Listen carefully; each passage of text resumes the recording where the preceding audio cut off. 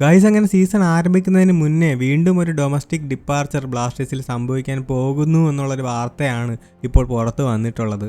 മലയാളി യുവതാരം മുഹമ്മദ് അജ്സൽ കേരള ബ്ലാസ്റ്റേഴ്സിൽ തുടരാൻ ആഗ്രഹിക്കുന്നില്ല എന്നുള്ളതാണ് പുറത്തു വന്നിട്ടുള്ള വിവരം.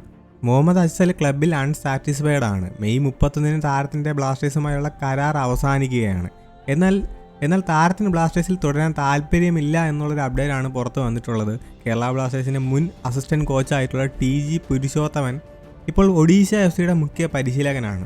TG പുരുഷോത്തമൻ മുഹമ്മദ് അജ്സലിനെ ഒഡീഷയിലേക്ക് ഇൻവൈറ്റ് ചെയ്തിട്ടുണ്ട്. അതുകൊണ്ട് തന്നെ അജ്സലിൻ്റെ അടുത്ത ക്ലബ്ബ് ഒഡീഷ FC ആയിരിക്കാനാണ് കൂടുതൽ ചാൻസ് പറയപ്പെടുന്നത്. എന്നാൽ ഇതേ സമയം കേരള ബ്ലാസ്റ്റേഴ്സ് താരത്തിനെ വിട്ട് കളയാൻ താല്പര്യപ്പെടുന്നില്ല എന്നും റിപ്പോർട്ട് പറയുന്നുണ്ട്. ബ്ലാസ്റ്റേഴ്സ് അജ്സലിൻ്റെ കോൺട്രാക്റ്റ് പുതുക്കാൻ വേണ്ടി ട്രൈ ചെയ്യുന്നുണ്ട്. ബട്ട് മുഹമ്മദ് അജ്സൽ ക്ലബ്ബ് വിടുമെന്നുള്ളത് ആൾമോസ്റ്റ് കൺഫേംഡ് ആയിട്ടുണ്ട്. മാത്രമല്ല ഈ ഒരു റേസിൽ ഗോകുലം കേരള FCയും ഉൾപ്പെട്ടിട്ടുണ്ട്. ഗോകുലം താരത്തിനെ സ്വന്തമാക്കാൻ താല്പര്യപ്പെടുന്നുണ്ടെന്നാണ്.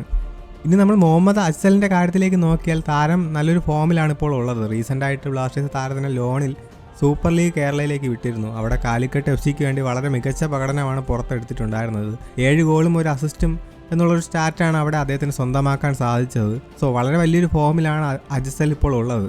അങ്ങനെ ഒരു സിറ്റുവേഷനിൽ താരത്തിനെ ബ്ലാസ്റ്റേഴ്സ് വിട്ട് കളഞ്ഞാൽ വലിയൊരു നഷ്ടം തന്നെ ആകും എന്നുള്ളതിൽ യാതൊരു സംശയവുമില്ല. എനിക്ക് താരം ബ്ലാസ്റ്റേഴ്സിൽ ഹാപ്പിയല്ല, തുടരാൻ ആഗ്രഹിക്കുന്നുമില്ല.